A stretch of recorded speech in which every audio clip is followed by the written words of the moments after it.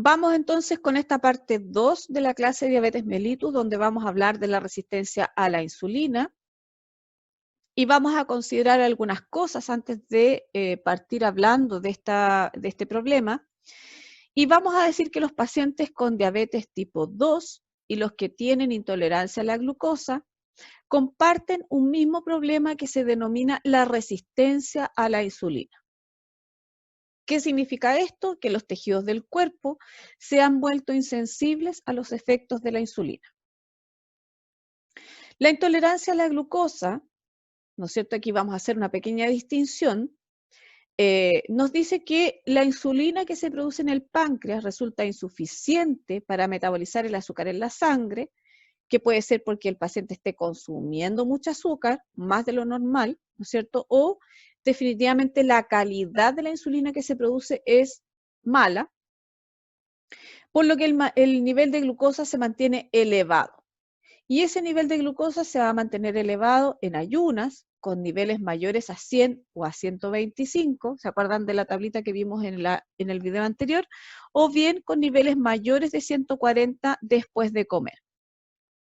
Recuerden el metabolismo de la glucosa, que tiene que subir el nivel de glucosa después de comer, pero el cuerpo reacciona rápidamente y comienza a disminuir. Por lo tanto, lo normal en una glicemia postprandial o después de comer tiene que ser generalmente menor a 140 miligramos por decilitro.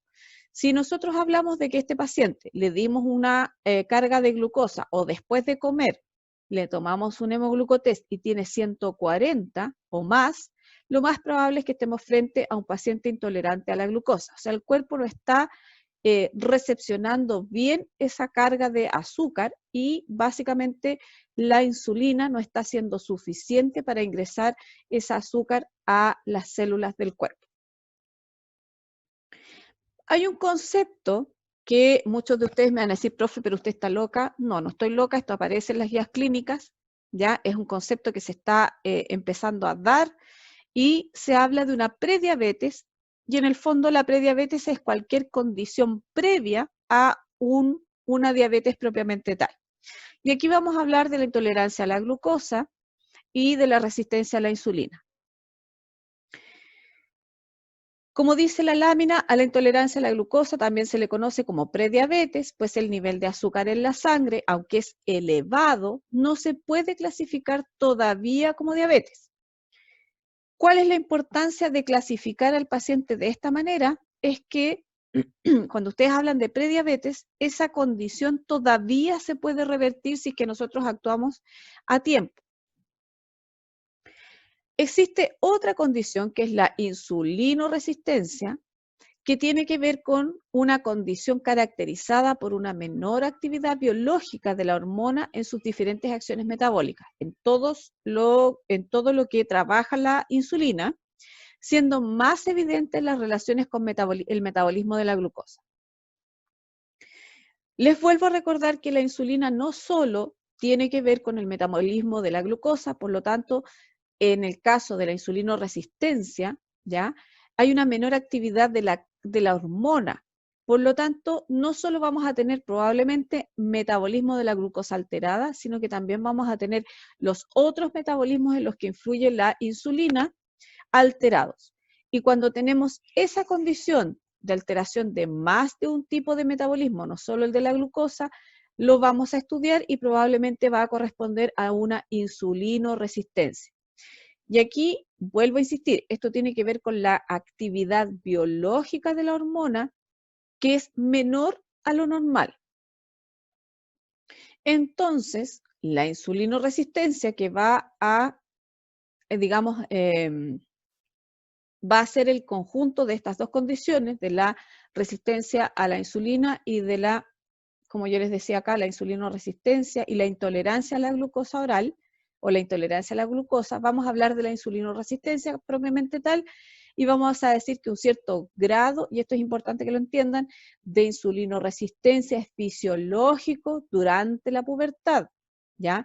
En el embarazo también ocurre y en el envejecimiento, siendo normalmente compensada por una mayor secreción de insulina por las células betas del páncreas. No todas las insulinoresistencias son patológicas. Hay insulinoresistencias de acuerdo al desarrollo de las personas y que el cuerpo fácilmente la puede compensar. ¿Cuándo comienzan los problemas? Cuando no puede compensarse con una mayor secreción de insulina. Hay una condición que es bastante clara y hay una relación muy estrecha entre la obesidad con la insulinoresistencia. ¿Qué es lo que ocurre aquí?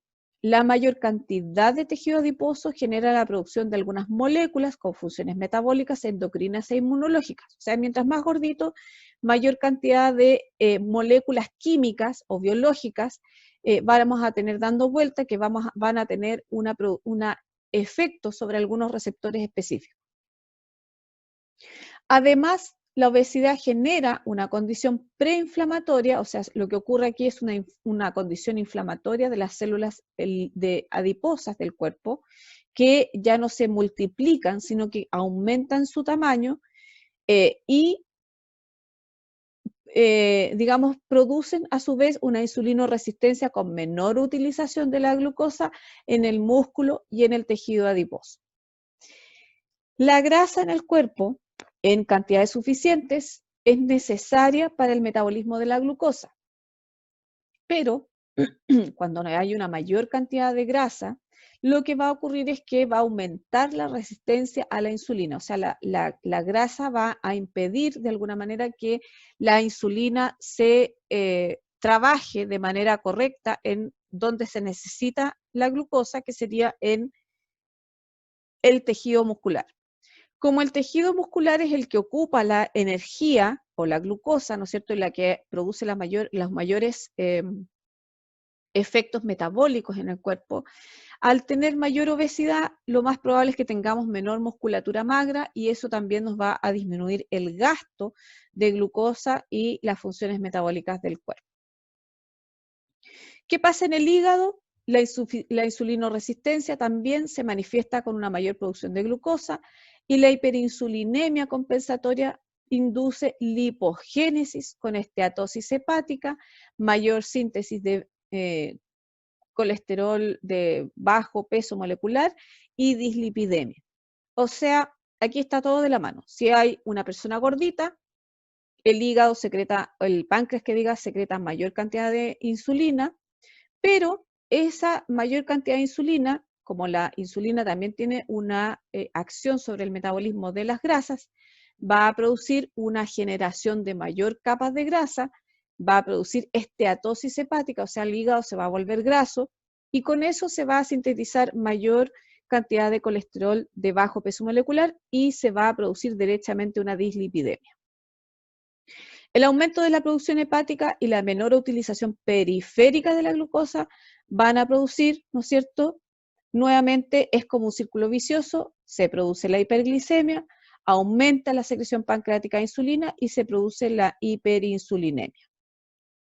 Por lo tanto, la insulinoresistencia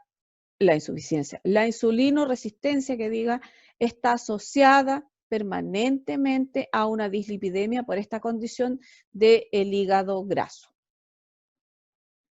Tenemos que saber algunas cosas en relación a la insulinoresistencia y la hiperinsulinemia. Van a preceder en años la aparición de la diabetes en una prediabetes, ya la que se puede diagnosticar como síndrome metabólico. O sea, cuando tenemos estas condiciones de obesidad, de insulinoresistencia, de intolerancia a la glucosa oral, etcétera, etcétera, vamos a tener una condición que es un síndrome que tiene distintas expresiones clínicas, ¿ya? Y se llama síndrome metabólico. Este síndrome metabólico es la expresión clínica que reúne patologías relacionadas con la insulinoresistencia y su diagnóstico se basa en la presencia de obesidad abdominal, hipertensión arterial, dislipidemia, dislipidemia aterogénica e hiperglicemia. O sea, es cuando una persona tiene síndrome metabólico, todavía podemos frenar esa diabetes que se va a producir probablemente en un par de años más. O sea, en resumen, cuando una persona es diagnosticada con diabetes, tenemos que pensar que ya pasó por todo esto que yo les acabo de contar Y todo esto que yo les acabo de contar, de la obesidad, de la intolerancia a la glucosa, de la resistencia a la insulina, etcétera, etcétera, el hígado graso y todo eso, se produce en años. Por lo tanto, el aumento persistente de la glucosa en sangre, cuando uno diagnostica la diabetes, ya lleva 10 o 20 años en forma permanente con la glucosa elevada en sangre. Y la elevación de la glucosa en forma permanente en la sangre produce daño por acumulación en los órganos blancos. Vamos a hablar ahora un poco en relación a la diabetes gestacional, que también es importante que la conozcan dentro de esta clase, y la vamos a definir como la intolerancia a los hidratos de carbono que aparece o se pesquisa por primera vez durante el embarazo y que desaparece después del parto.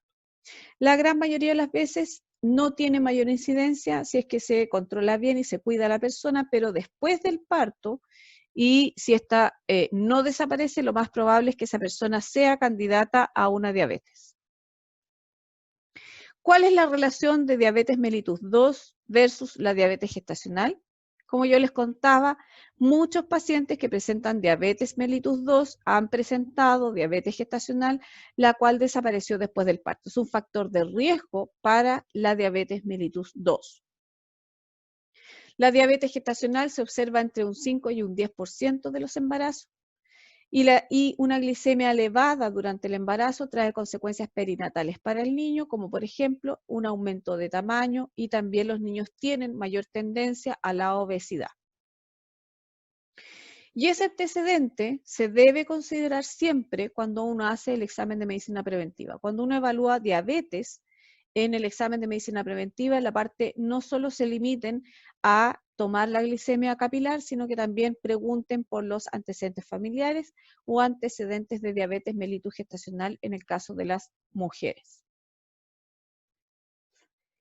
¿Cómo se determina, no es cierto, la diabetes gestacional? Se hace una prueba de screening o de tamizaje o un cribado, ¿ya? Y en general en Chile se realiza por norma un test de tolerancia a la glucosa oral, que era lo que veíamos al comienzo en el primer video, con 75 gramos de glucosa a todas las pacientes embarazadas y a todos quienes tengan en el fondo la indicación del TTGO. Pero en el caso de las embarazadas, por norma se les hace a todas entre las 24 y las 28 semanas de gestación. El PTGO o el TTGO, que pueden conocerlo de las dos maneras, la prueba de tolerancia a la glucosa oral o el test de tolerancia a la glucosa oral, es la determinación de una glicemia, parte con la determinación de una glicemia en ayunas y otra, ¿no es cierto?, que se va a tomar a las 2 horas después de que se tomó los 75 gramos de glucosa, ¿ya? Ojo con esto que los 75 gramos de glucosa puede ser como está aquí descrito, que esto es como lo que hacen los hospitales, de diluir los 75 gramos de glucosa en 250 cc de agua fría o 1,75 gramos de glucosa por kilo de peso en niños hasta un máximo de 75 gramos. En la práctica, a los pacientes se les pide, o el mismo laboratorio tiene los papelillos de glucosa para diluir, y al paciente se le tiene que pedir que lleve un tazón, una cuchara y un limón, ojalá partido, ¿no es cierto? Porque el cuchillo es difícil que encuentren en el laboratorio, pero la idea es que el tazón lo usen ¿cómo se llama esto? Para diluir la glucosa, la cuchara para revolver y el limón en caso de náuseas.